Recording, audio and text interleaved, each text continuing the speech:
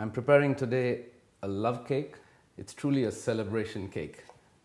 I start with creaming the softened butter and sugar. I just want to make sure it's light and fluffy, but before it begins to curdle.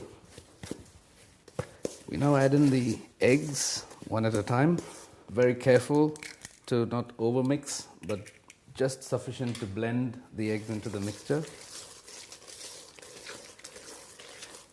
Use about 6 eggs for this. That makes the batter quite runny.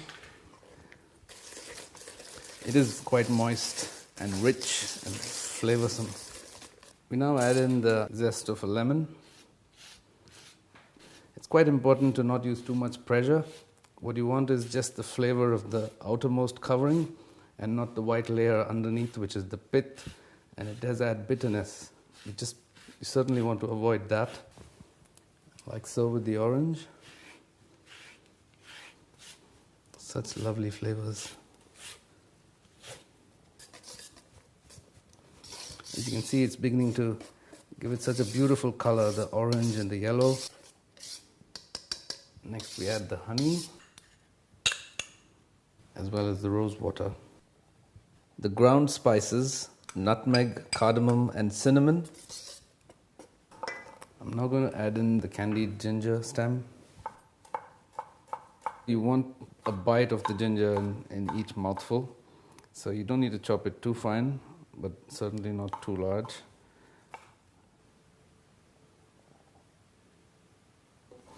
I'm going to just throw that in, and like so with the glazed cherries as well.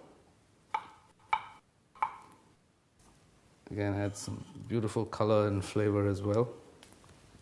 And now we add mixed peel and fold through gently.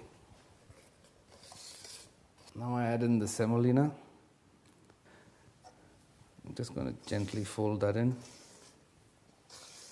Roughly crushed cashew nuts, so it's beginning to take shape. If you have a nut allergy, you could replace the ground cashew nuts with semolina.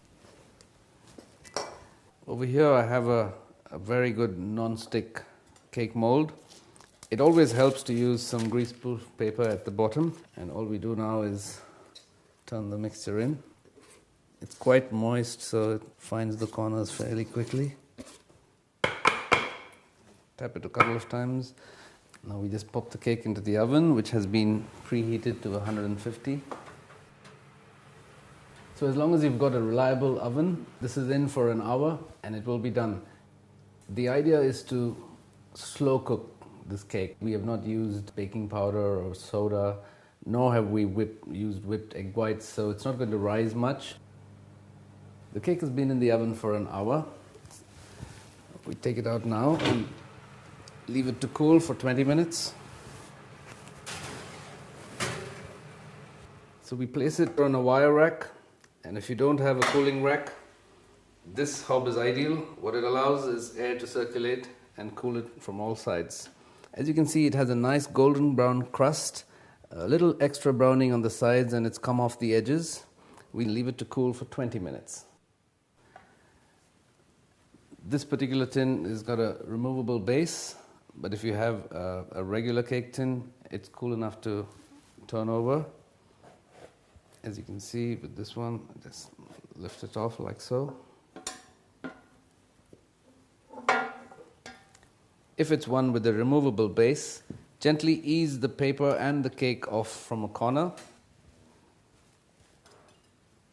And now we portion it up as is traditionally done in small bite-sized squares.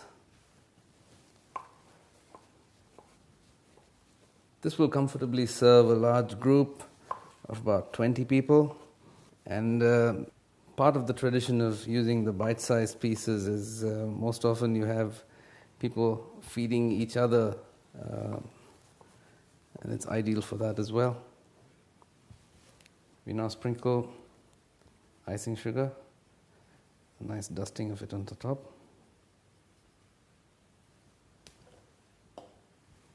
Now we're ready to portion out.